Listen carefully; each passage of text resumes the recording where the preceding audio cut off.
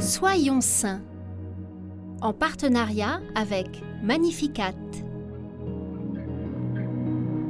Aujourd'hui, nous souhaitons une belle et sainte fête à toutes les Juliennes. Et nous découvrons ce matin l'une des nombreuses femmes qui ont suivi le chemin proposé par saint François d'Assise. La bienheureuse Philippa naît vers la fin du XIIe siècle dans le château d'une famille d'importants seigneurs italiens, les Mariri.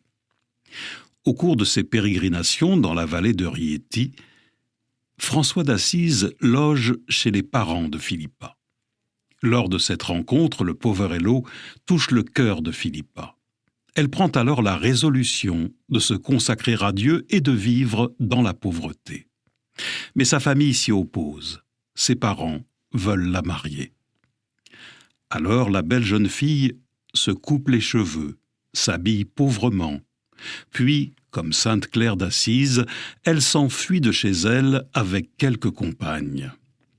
Elle se réfugie dans une grotte jusqu'à ce que sa famille, comprenant qu'il n'y aurait pas de retour en arrière, lui donne une maison où elle fonde un couvent. Bien qu'attirée par une vie d'ermite, cela paraît trop dangereux pour des femmes, et elles adoptent en 1231 la règle de sainte Claire, devenant des Clarisses. Le bienheureux Roger, compagnon de François, est chargé d'assister la jeune communauté qui parvient à concilier la louange du Créateur avec l'apostolat et le service des pauvres, en préparant notamment des médicaments pour les distribuer gratuitement aux malades.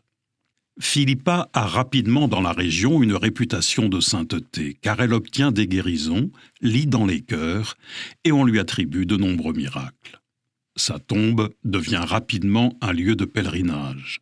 En 1706, donc presque 500 ans après sa mort, son cœur est retrouvé intact. Elle est alors invoquée pour demander la guérison de ceux qui souffrent de maladies du cœur. Le Seigneur nous donne part à sa charité, et Philippa, dans la joie et la simplicité de cœur, n'eut d'autre souci que de se donner aux plus pauvres.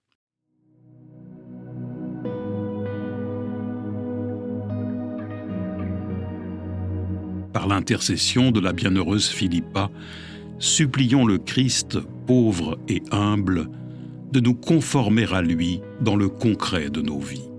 Confions-lui également tous nos proches qui souffrent de maladies du cœur.